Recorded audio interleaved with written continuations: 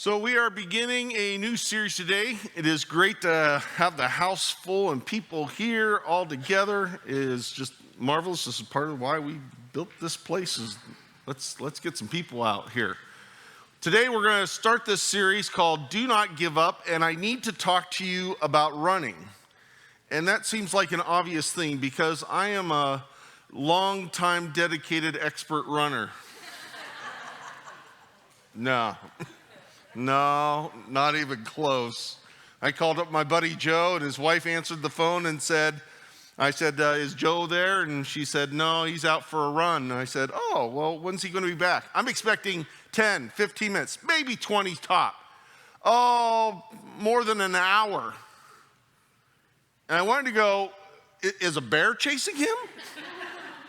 I wouldn't drive for an hour, I'm like, good night. But I'm more of a bicycle, or I used to be. I like bicycling, but I have 3 teenagers on the cross-country team, so vicariously, I'm nearly an expert. So Sean came home from practice one day and said, we ran 7 miles today. I was like, that's not very impressive. I'll go out and do that right now. I'll get right in the car, drive 7 miles, turn around, come right back. Not a problem. Yeah, running's not a thing. And for most of us, running is not a thing. How many runners are in here? Really? How many people run? Bless you. There is deliverance. Okay? It's called the easy chair. We're not runners. That's not kind of a Central PA culture. You don't think Central PA, boy, that's a running people. And yet, this is an image that is used in Scripture to talk about life. It's an important one, and we're going to be unpacking this here throughout this series. And so we really want to recognize that life is a marathon. It is like running. I mean, it's this long thing that only you can do for yourself. No one else can do it for you.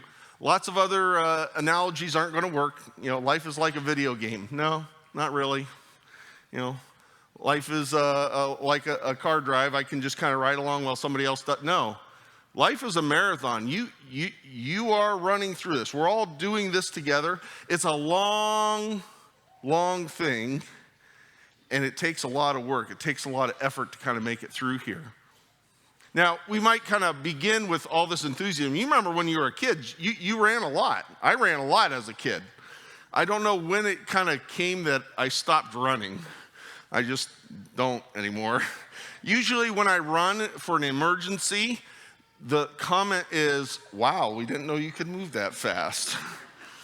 Usually it's more terror when I kind of swoosh by them. They're like, aha, it didn't run over me.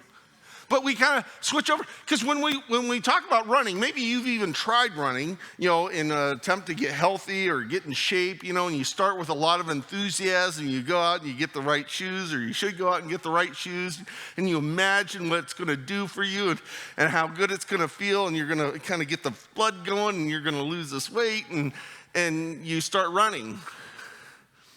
And then some realities begin to set in, don't they? Your feet start to kind of ache.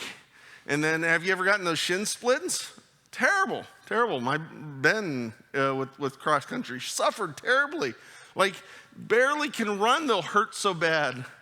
And then I even had this as a kid. How about the side stitch? Oh man, that's like from the devil. It hurts. I took it as actually the will of God to stop running because it hurts so bad, right? And you get tired and your legs get heavy and you're like, why am I doing this? And you're running. And life can feel that way of going, you know what? I kind of had enthusiasm to start out with. I had big dreams and plans, but then life begins to happen. Forget COVID. This series has nothing to do with COVID. We discovered this in our small group on Monday night when we were kind of talking about, man, what has this last 2 years been for you? How has it affected you? How has it changed you? No one mentioned COVID.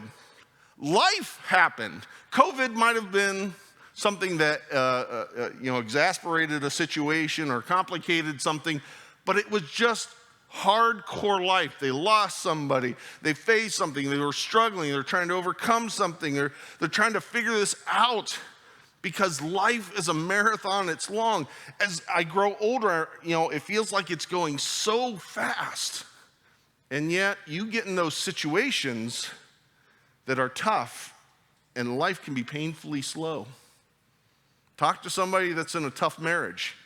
Life is painfully slow. Talk to somebody that has an unruly child and they don't quite know what to do and they don't know how to solve this. Every day and it's an excruciating battle.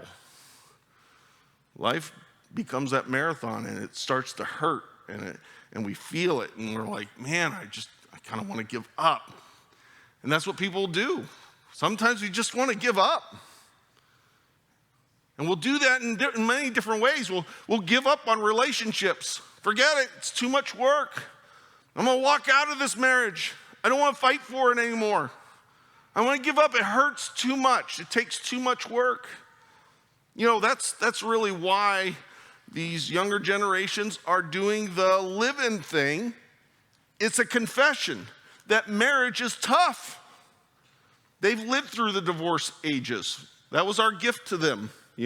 From the boomers and the Gen X, we gave them the gift of a lot of divorces, and they figured it out. You know what? That's tough. So we got to do this test run. Now, that's a false narrative because most of those, the vast majority of those don't even work. But it's a confession of going, this is hard. This is tough. It's so easy to just kind of give up. I want to give up on my children. I want to give up on my parents. They're not doing what I want. They're making my life complicated. It'd just be better if I just kind of shut down to them. I want to give up on my work, my career, because it gets hard. The shin splints, the side stitch. Man, it's just easier to just kind of go, forget it. Forget it. Then some people even give up on life. In 2019, before COVID, when life was perfect, remember when life was perfect in 2019? Almost 48,000 people said, it just hurts too much. I'm done. This is the count of the people that accomplished it. It's a small microcosm. They estimate 12 million people seriously considered it in 2019. That's 1 in 25. That means several of you probably seriously considered it in 2019. It's just too hard. It's too demanding. It hurts too much. I just want to give up. Forget it. Who cares? Luckily, most people don't accomplish this, and most people get help, or they find a way to carry on. But man, life is hard. It's a marathon, whether we want to run it or not, and we're faced with these choices. This series is about speaking into that moment, and God telling us, don't give up. This is not the time. This is not what I have for you. Certainly don't give up on life, but don't give up on the relationships. Don't give up on working together. Don't give up on your family. Don't give up on the plans that you have. Don't give in to the pain. Now, the question has to become of going, well, yeah, that's great, but how? Do you know where the idea of marathon came from? There was these 3 people that just loved pain and suffering, and they said, hey, let's hold races that are 26 miles long. No, that's not how that got started. Those 3 guys got beat up and thrown out. No, a marathon comes from a Greek legend. And it's in ancient Greece. They were conquered by the Persians. The Persians were a major world power. They had conquered them. They had made them slaves. And the Greeks were like, we're tired of this. We're not going to put up with it anymore. And so they were fighting the Persians for their independence, for their freedom. And they were winning the battle a critical battle in Marathon, and there was one soldier, this guy, we're going to call him Fee. Can we just do that? Because that's going to work for me. Fee saw the ships, because the Persians are from far away, saw the ships turn around and head to the main capital, Athens, and he was afraid that they were going to take fake news and say, we won, and so you're still under our thumbs. And so he left the battle and began a run all the way to Athens. It's just about 26 miles. And as he goes, he can't stop. He's not stopping at McDonald's for the drive-through. I got to get there before they get there. I'm going by land. They're going by sea. He's throwing off his armor as he's going along. He starts to undress. He shows up naked. He is so committed to this. He will not stop running because he's got to go, everything that's holding me back, I've got to get this one thing done. I've got to bring them the truth.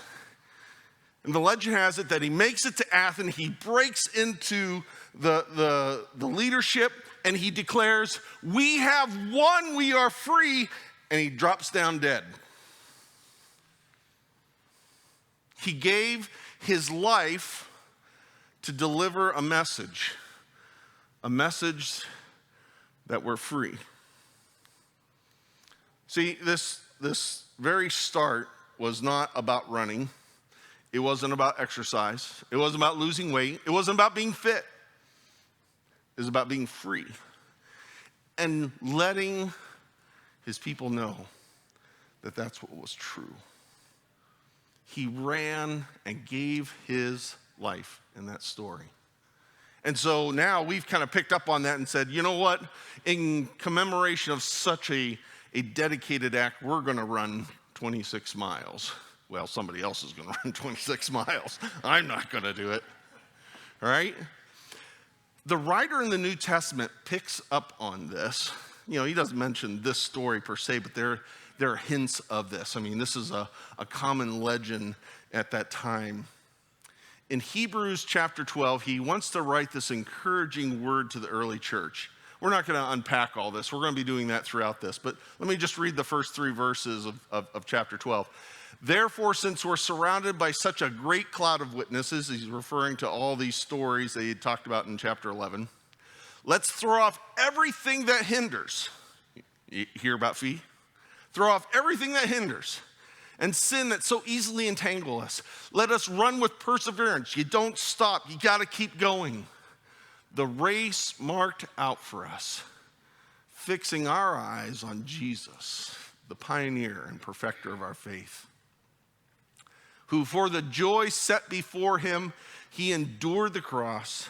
He scorned its shame. He sat down at the right hand of the throne of God. So consider him, speaking of Jesus, consider Jesus, who endured such opposition from sinners so that you will not grow weary and lose heart.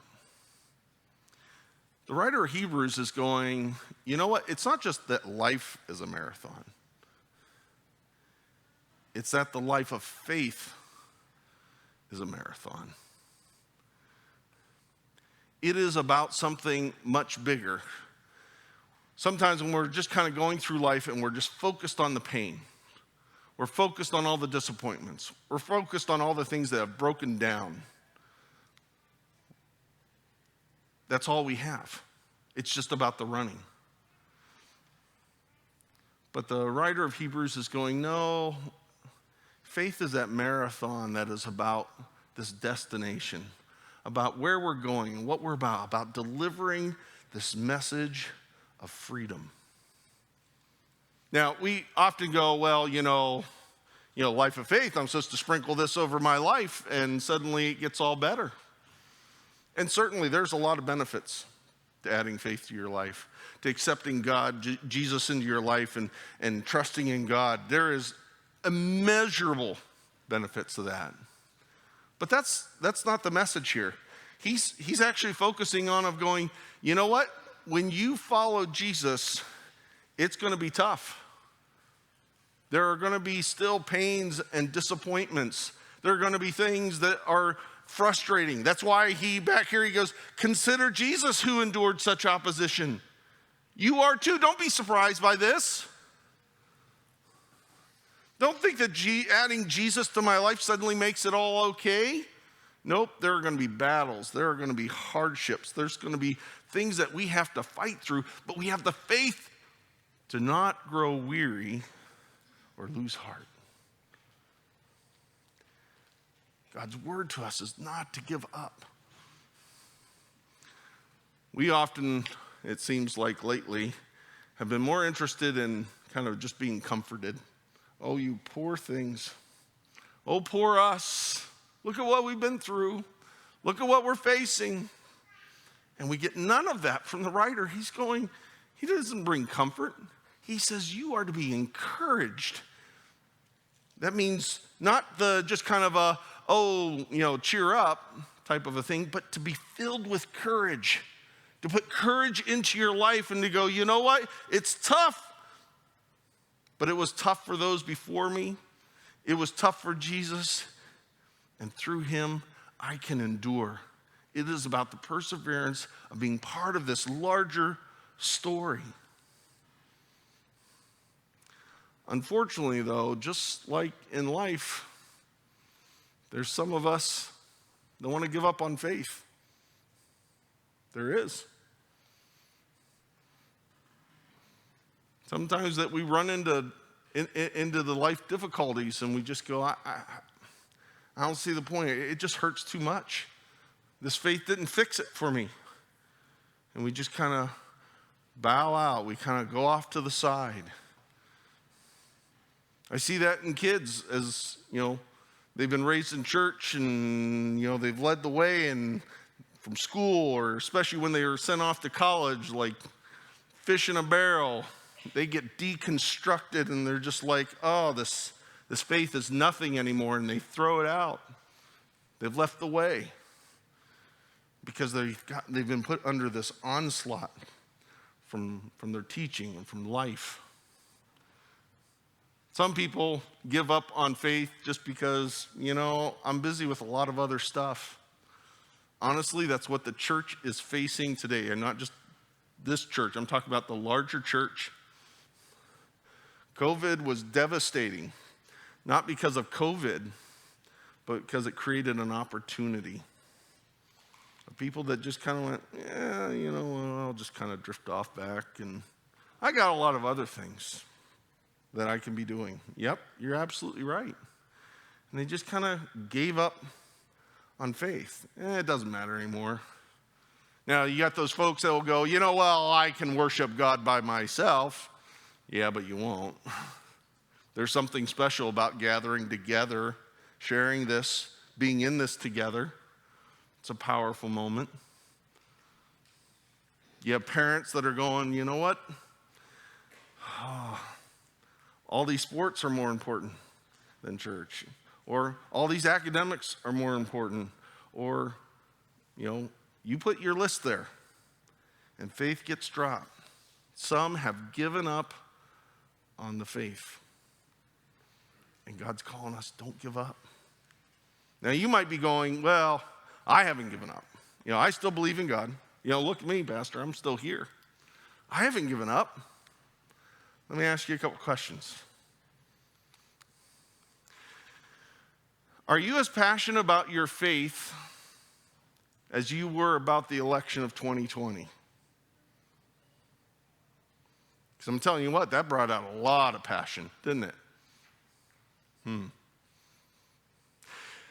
Were you as concerned about your neighbor and whether God was in their life as opposed to whether they were going to vote for Trump or Biden?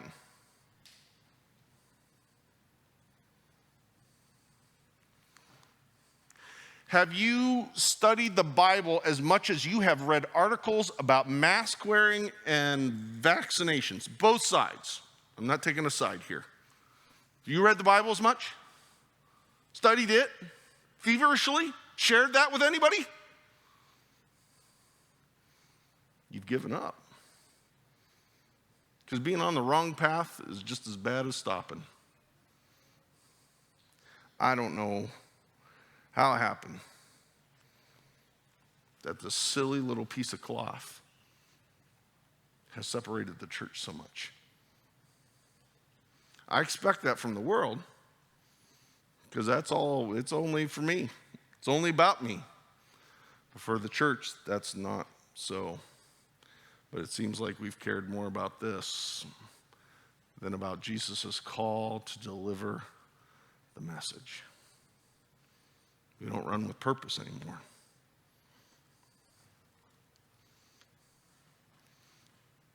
This series is about going, forget COVID. Yep, life's tough. Life is hard. But we're invited into this bigger story to be followers of Jesus. And there's going to be some tough times. There's going to be things that are hard because we follow Jesus. He's not just a comfort blanket to help us kind of get through life, but he invites us into something amazing. And he tells us, don't lose heart. Don't grow weary. This isn't the time to seek comfort. This is the time to be filled with courage and to step up and to step out and be the followers of God that I've called you to be. Isn't that what Paul says? The Apostle Paul, one of the greatest apostles, writer of half of the New Testament, what's one of his final words in one of his last letters? He writes to Timothy, expecting to die, and he says, I have fought the good fight.